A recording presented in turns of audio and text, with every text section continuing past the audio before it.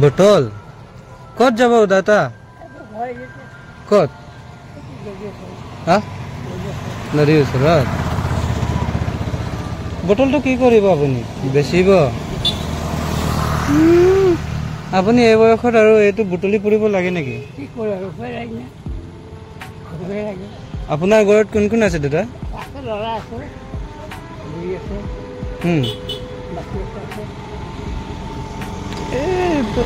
এইটো বুটলি কিমান টকা নাপায় আপুনি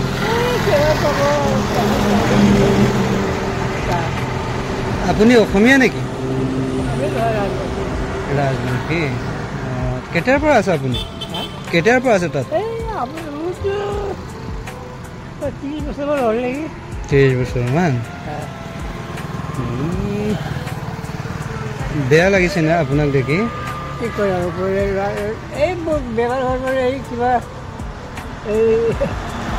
বহি ল'ব আপুনি বহি লওকচোন কথা পাতি ল'ম অকণমান এইফালে বহকচোন আপুনি তাত কথা পাতো ন আপোনাৰ ল'ৰা ছোৱালী কেইটা আছে ল'ৰা দুটা ল'ৰা একটা ছোৱালী এটা ন আপোনাক মই দেখা নাই নহয় আগত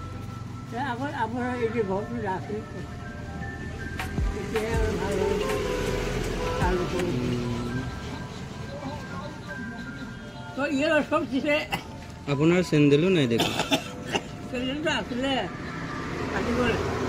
হয় নেকি হ'ব মই এতিয়া আপোনাক চেণ্ডেল দি যাম দেই তাৰপিছত আপুনি সেইটো কাম নকৰিব এতিয়া আপুনি এনেই ঘূৰি ফুৰক কিন্তু সেইটো আপুনি কাবাৰী বুটলা সময় নাই আৰু আপোনাৰ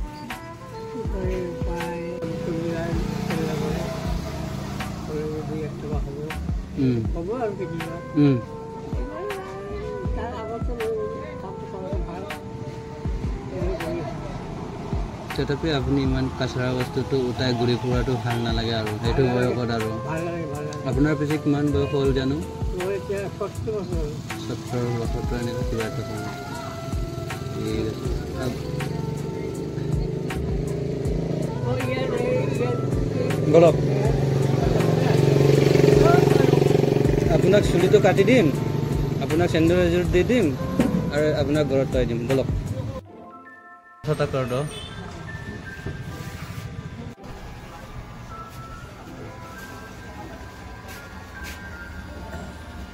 দাড়িটো বহাই দিব লাগে ধুনীয়া আছে এইটো স্লিপো নামাৰে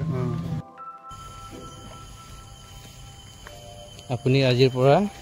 কাবাৰী বুটলি যাব নালাগে দেই মই মাজে মাজে আপোনাৰ ওচৰত আহি থাকিম দেই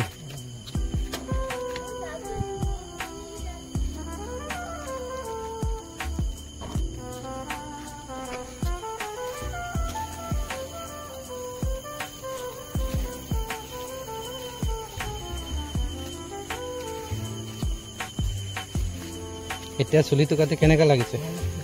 ভাল লাগিছে ন সেইটোৱে আপোনাৰ ঘৰটো ন হ'ব সেইটো ৰাখি দিয়ক ইয়াত আজিৰ পৰা আপুনি এনেকৈ কাবাৰী বুটলি ইমান দূৰত যাব নালাগে দেই দেউতা আপুনি এতিয়া গাত পা ধুই ল'ব তাৰপিছত আৰাম কৰিব দেই দেউতা হ'ব মই কেতিয়াবা আহি থাকিম দেই হ'ব